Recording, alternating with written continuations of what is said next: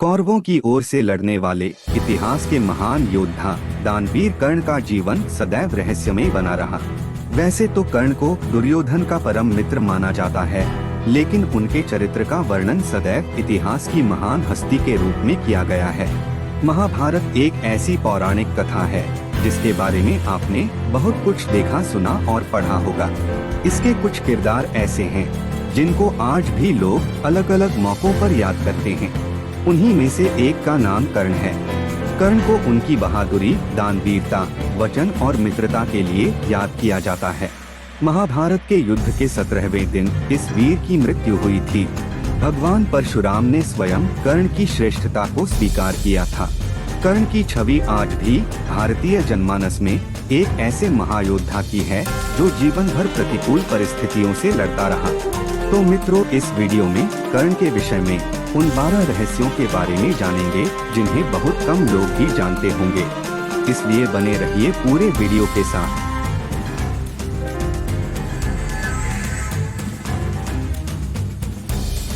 मित्रों, यदि तर्कयुक्त रूप से कहा जाए तो हस्तिनापुर के सिंहासन का वास्तविक अधिकारी कर्ण ही था, क्योंकि वह कुरु राज परिवार से ही था और युधिष्ठिर और दुर्योधन से ज्येष्ठ भी था। लेकिन उसकी वास्तविक पहचान उसकी मृत्यु तक अज्ञात ही रही। तो आइए जानते हैं कर्ण के विषय में पहला रहस्य। मित्रों, कर्ण को एक ब्राह्मण ने भी शाप दिया था। एक दिन कर्ण शब्द भेदी बाण चलाने का अभ्यास कर रहे थे, तभी उनको झाड़ियों में किसी जीव के चलने की आवाज आई। तो उन्होंने समझा कि कोई हिंसक जीव हो सकता है जो यहाँ रहने वाले मनुष्यों के लिए खतरा बन सकता है। इसलिए उन्होंने बिना पड़ताल किए बाण चला दिया। बाण किसी हिंसक जीव को नहीं बल्कि एक बछड़े को लग गया, जिससे उसकी मृत्यु हो गई। उस बछड़े का मालिक एक ब्राह्मण था जो यह सब देखकर दुखी हो गया और क्रोध में आकर कर्ण को एक शाप दे दिया। ब्राह्मण ने कर्ण को शाप देते हुए कहा कि जिस तरह तुमने असहाय गाय के बछड़े को मारा है, उसी तरह तुम्हारी भी असहाय स्थिति में मृत्यु होगी। मृत्यु के क्षण में तुम खुद को असहाय समझोगे। कर्ण ब्राह्मण से माफी मांगा, लेकिन वह उसे माफ नहीं किया। ब्राह्मण कहता है कि अगर माफी चाहिए तो उसे सबसे पहले मेरी गाय के बछड़े को जीवित करना होगा, लेकिन ऐसा करना किसी के बस में नहीं था। दूसरा रहस्य। मित्रों, जब द्रोणाचार्य ने कर्ण को ब्रह्मास्त्र विद्या सिखाने से इनकार कर दिया, तब वो परशुराम के पास पहुंच गया। परशुराम ने प्रण लिया था कि वे इस विद्या को किसी ब्राह्मण को ही सिखाएंगे, क्योंकि इस विद्या के दुरुपयोग का खतरा बढ़ गया था।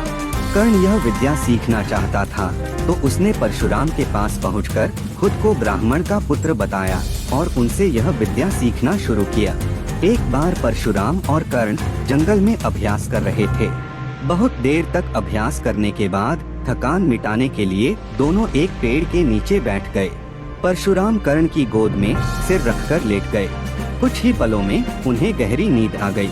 तभी एक कीड़ा कर्ण के पैरों पर चढ़ गया और काटने लगा। वह कीड़ा धीरे धीरे शरीर के ऊपरी हिस्से की ओर बढ़ने लगा। कर्ण अपने गुरु की निद्रा में खलल नहीं डालना चाहता था, इसलिए कोई हरकत नहीं की। कर्ण की जांघ पर घाव हो गया और घाव से खून बहने लगा। बहते खून ने जब परशुराम को छुआ तो उनकी नींद खुल गई। उन्होंने कर्ण से पूछा कि तुमने उस कीड़े को हटाया क्यों नहीं? कर्ण ने कहा कि आपकी नींद टूटने का डर था, इसलिए। परशुराम ने कहा कि किसी ब्राह्मण में इतनी सहनशीलता नहीं हो सकती। तुम जरूर कोई क्षत्रिय हो, सच सच बताओ। तब कर्ण ने सच बता दिया। क्रोधित परशुराम ने कर्ण को उसी समय शाप दे दिया कि तुमने मुझसे जो भी विद्या सीखी है वह झूठ बोलकर सीखी है, इसलिए जब भी तुम्हें इस विद्या की सबसे ज्यादा आवश्यकता होगी तभी तुम इसे भूल जाओगे, कोई भी दिव्यास्त्र का उपयोग नहीं कर पाओगे। और मित्रों, हुआ भी यही। शाप मिलने पर कर्ण बेहद दुखी हुए और परशुराम के चरणों में गिरकर माफी मांगने लगे। इसके बाद भगवान परशुराम ने कर्ण को अपना विजय धनुष प्रदान किया। तीसरा रहस्य।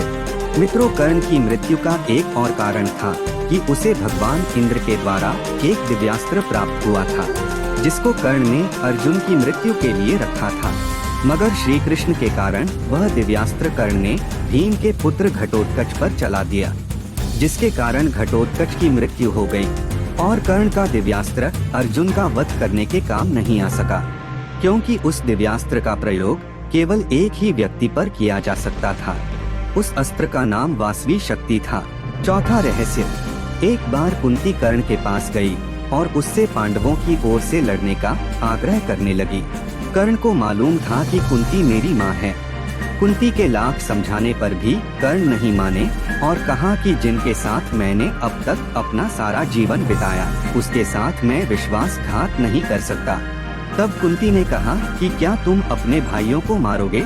इस पर कर्ण ने बड़ी ही दुविधा की स्थिति में वचन दिया। कहा कि माते, तुम जानती हो कि कर्ण के यहाँ याचक बनकर जो कोई भी आया वह खाली हाथ नहीं गया। अतः मैं तुम्हें वचन देता हूँ कि अर्जुन को छोड़कर मैं अपने अन्य भाइयों पर शस्त्र नहीं उठाऊंगा। जानते हैं पांचवें रहस्य को।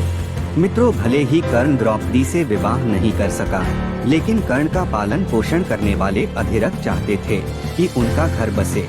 पिता की इच्छा को पूरा करने के लिए कर्ण ने 2 विवाह किए। कर्ण ने रुशाली नाम की एक सूत पुत्री से विवाह किया और कर्ण की दूसरी पत्नी का नाम सुप्रिया था। दोनों पत्नियों से कर्ण की 9 संतानें हुईं, जिनमें से उसके 8 पुत्र कौरवों की ओर से युद्ध करते हुए मारे गए। युद्ध के बाद कर्ण का सिर्फ एक पुत्र जिंदा बचा था। वह कर्ण का सबसे छोटा पुत्र था, जिसका नाम वृषकेतु था। जब पांडवों को ज्ञात हुआ कि कर्ण उनका भाई था, तब कर्ण के पुत्र वृषकेतु को पांडवों ने अपने संरक्षण में ले लिया था। छठवां रहस्य, कर्ण दान करने के लिए काफी प्रसिद्ध था। कहते हैं कि कर्ण जब युद्ध क्षेत्र में आखिरी सांस ले रहा था, तो भगवान कृष्ण ने उसकी दानशीलता की परीक्षा लेनी चाहिए। वे गरीब ब्राह्मण बनकर कर्ण के पास गए और कहा कि तुम्हारे बारे में काफी सुना है और तुमसे मुझे कुछ उपहार चाहिए। कर्ण ने उत्तर में कहा कि आप जो भी चाहे मांग लें। ब्राह्मण ने सोना मांगा। कर्ण ने कहा कि सोना तो उसके दांत में है और आप इसे ले सकते हैं। ब्राह्मण ने जवाब दिया कि मैं इतना कायर नहीं हूँ कि तुम्हारे दांत तोड़ दूं। कर्ण ने तब एक पत्थर उठाया और अपने दांत तोड़ लिए। ब्राह्मण ने इसे भी लेने से इनकार करते हुए कहा कि खून से सना हुआ यह सोना मैं नहीं ले सकता। कर्ण ने इसके बाद एक बाण उठाया और आसमान की तरफ चलाया। इसके बाद बारिश होने लगी और दांत धुल गया। कर्ण की ऐसी दानवीरता देखकर श्री कृष्ण काफी प्रभावित हुए और कृष्ण अपने वास्तविक रूप में प्रकट हो गए। श्री कृष्ण ने कर्ण से कहा कि वह उनसे कोई भी वरदान मांग सकते हैं। तब कर्ण ने कृष्ण से कहा कि निर्धन सूत पुत्र होने के कारण मेरे साथ बहुत से छल हुए हैं, इसलिए आप अगली बार जब धरती पर अवतार लें तो पिछड़े वर्ग के लोगों के जीवन को सुधारने का प्रयत्न करें। दूसरे वरदान के रूप में कर्ण ने कहा कि अगले अवतार में आप वहीं जन्म लें जहां कर्ण हो। और तीसरे वरदान में कर्ण ने श्री कृष्ण से कहा कि उनका अंतिम संस्कार ऐसे स्थान पर हो जहां कोई पाप ना हुआ हो और जहां पर किसी का दाह संस्कार ना हुआ हो। भगवान को पूरी पृथ्वी पर भूमि का कोई ऐसा टुकड़ा नहीं मिला जहां पहले किसी व्यक्ति का दाह संस्कार ना हुआ हो। काफी तलाशने के बाद उन्हें सूरत शहर में ताप्ती नदी के किनारे 1 इंच जमीन ऐसी मिली जहां पहले कभी किसी का शव दाह नहीं हुआ था। मित्रों, सूरत शहर के बराछा इलाके के लोगों का मानना है कि कर्ण की इच्छा के अनुसार भगवान कृष्ण उनका दाह संस्कार करने खुद यहाँ आए थे। 7वां रहस्य, जब पांडवों का वनवास और अज्ञातवास समाप्त हो गया, तब श्री कृष्ण ने इस विनाशकारी युद्ध को टालने के लिए विराट नगरी से पांडवों के दूत के रूप में चलकर हस्तिनापुर की सभा में आकर पांडवों के लिए दुर्योधन से 5 गांव मांगे। लेकिन जब दुर्योधन ने कह दिया कि बिना युद्ध के सुई की नोक के बराबर भी भूमि नहीं दी जाएगी, तो श्री कृष्ण युद्ध को अवश्यंभावी मानकर वापस चल दिए थे। कहते हैं कि उस समय हस्तिनापुर से बाहर बहुत दूर तक छोड़ने के लिए श्री कृष्ण के साथ कर्ण आया था। उस एकांत में श्री कृष्ण ने कर्ण को बता दिया था कि वह कुंती का ज्येष्ठ पुत्र है। यह सुनकर कर्ण के पैरों के नीचे जमीन खिसक गई, वह अवाक रह गया था।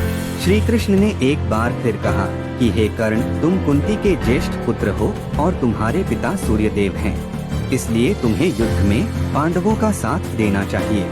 कर्ण को इस सत्य का पता चला तो नीति मर्मज्ञ कर्ण ने तब नीतिकार कृष्ण को जो कुछ कहा था वह बड़ा ही मार्मिक है। और उस दानवीर के प्रति श्रद्धा का भाव पैदा करने वाला है। उसने कहा, हे मधुसूदन, मेरे और आपके बीच में जो ये गुप्त मंत्रणा हुई है, इसे आप मेरे और अपने बीच तक ही रखें, क्योंकि यदि जितेंद्रिय धर्मात्मा राजा युधिष्ठिर यदि यह जान लेंगे कि मैं कुंती का बड़ा पुत्र हूँ, तो वे राज्य ग्रहण नहीं करेंगे। कर्ण ने आगे कहा था कि उस अवस्था में मैं उस समृद्धशाली विशाल राज्य को पाकर भी दुर्योधन को ही सौंप दूंगा। मेरी भी यही कामना है कि इस भूमंडल के शासक युधिष्ठिर ही बने। अब आइए जानते हैं 8वें रहस्य के बारे में। मित्रों, यह कथा मान्यता पर आधारित है। कहते हैं कि द्रौपदी को महारथी कर्ण से प्रेम था और कर्ण को भी द्रौपदी पसंद थी। स्वयंवर में कर्ण भी गए थे। राजा द्रुपद का भीष्म से विरोध था और कर्ण भीष्म के पक्ष में थे। राजा द्रुपद ने द्रौपदी को पहले ही बता दिया था कि कर्ण एक सूत पुत्र है और यदि तुमने उन्हें पसंद किया तो जीवन भर तुम्हें एक दास की पत्नी के रूप में पहचाना जाएगा। स्वयंवर में निराश द्रौपदी ने एक कठिन निर्णय लेते हुए भरी सभा में कर्ण को एक सूत पुत्र कहकर अपमानित किया था। फिर भी चीर हरण के दौरान द्रौपदी को कर्ण से उम्मीद थी, लेकिन कर्ण ने अपने अपमान को याद करके वहां द्रौपदी की कोई सहायता नहीं की। बाद में जब भीष्म पितामह मृत्युशैया पर लेटे थे, तब कर्ण ने उनसे कहा कि वे द्रौपदी को चाहते थे। यह बात द्रौपदी ने भी सुनी और पहली बार द्रौपदी को भी पता चला कि कर्ण भी मुझसे प्रेम करते थे। 9वां रहस्य। मित्रों, आंध्र प्रदेश की लोक कथाओं के अनुसार एक बार कर्ण कहीं जा रहा था। तब रास्ते में उसे एक कन्या मिली जो अपने घड़े से घी के बिखर जाने के कारण रो रही थी। जब कर्ण ने उसके रोने का कारण जानना चाहा, तो उसने बताया कि उसे भय है कि उसकी सौतेली माँ उसकी इस असावधानी पर रुष्ट होंगी। कृपालु कर्ण ने तब उससे कहा कि वह उसे नया घी लाकर देगा। तब कन्या ने आग्रह किया कि उसे वही मिट्टी में मिला हुआ ही घी चाहिए और उसने नया घी लेने से मना कर दिया। तब कन्या पर दया करते हुए कर्ण ने उस घी युक्त मिट्टी को अपनी मुट्ठी में लिया और निचोड़ने लगा ताकि मिट्टी से घी निचोड़कर घड़े में गिर जाए।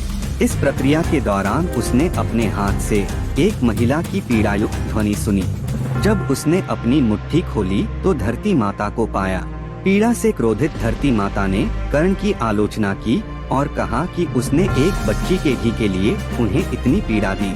और तब धरती माता ने कर्ण को श्राप दिया कि एक दिन उसके जीवन के किसी निर्णायक युद्ध में वह भी उसके रथ के पहिए को वैसे ही पकड़ लेंगी जैसे उसने उन्हें अपनी मुट्ठी में पकड़ा है, जिससे वह उस युद्ध में अपने शत्रु के सामने असुरक्षित हो जाएगा।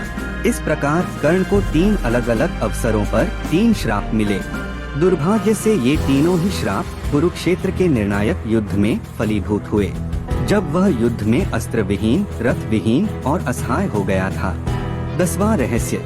मित्रों, कुंती श्री कृष्ण के पिता वसुदेव की बहन और भगवान कृष्ण की बुआ थी।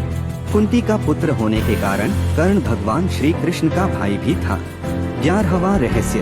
कहते हैं कि भगवान श्री कृष्ण, कर्ण और द्रौपदी के शरीर में समानता थी। कृष्ण की मांसपेशियां मृदु थीं, परंतु युद्ध के समय विस्तृत और कठोर हो जाती थीं। इसलिए सामान्यतः कोमल दिखने वाला उनका लावण्यमय शरीर युद्ध के समय अत्यंत कठोर दिखाई देने लगता था।